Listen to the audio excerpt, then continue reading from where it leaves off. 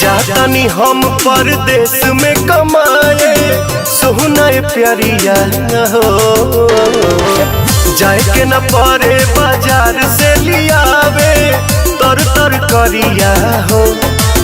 तब बोला काका हम कह दी रोपनिया जान 3 कट्ठा 1.5 कट्ठा भंटा तू 1 कट्ठा बोदे हो धनिया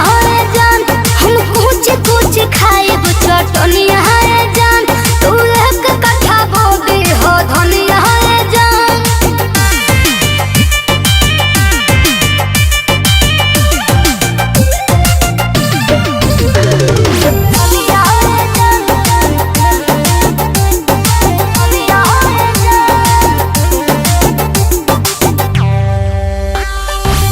भुजिया बना के तू खई है बऊ की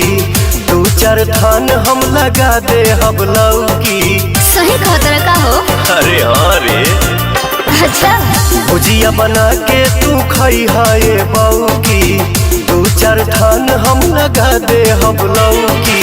घेवड़ा करैले तारो होए हो राजा जय हो तू हमरा ना बोए हो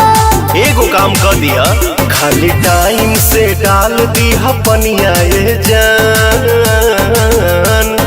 3 कट्ठा 1.5 कट्ठा भंटा तू 1 कट्ठा बोदे हो धनिया जान हम कुछ कुछ खाएब चटनिया जान तू 1 कट्ठा बोदे हो धनिया जान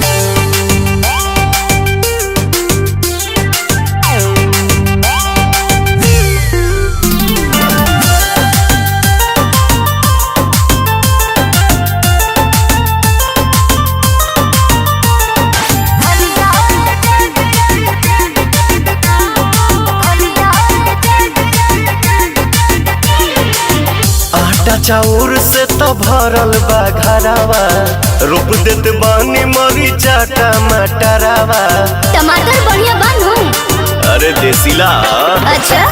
आटा चाउर से तो भरल बा घरावा रोप देत बानी मरीचा टमाटरावा। टाइम टाइम पकोड़े झोरे के ढेरा बीजे के लगा दे हो गोरे के हई पवन ना होई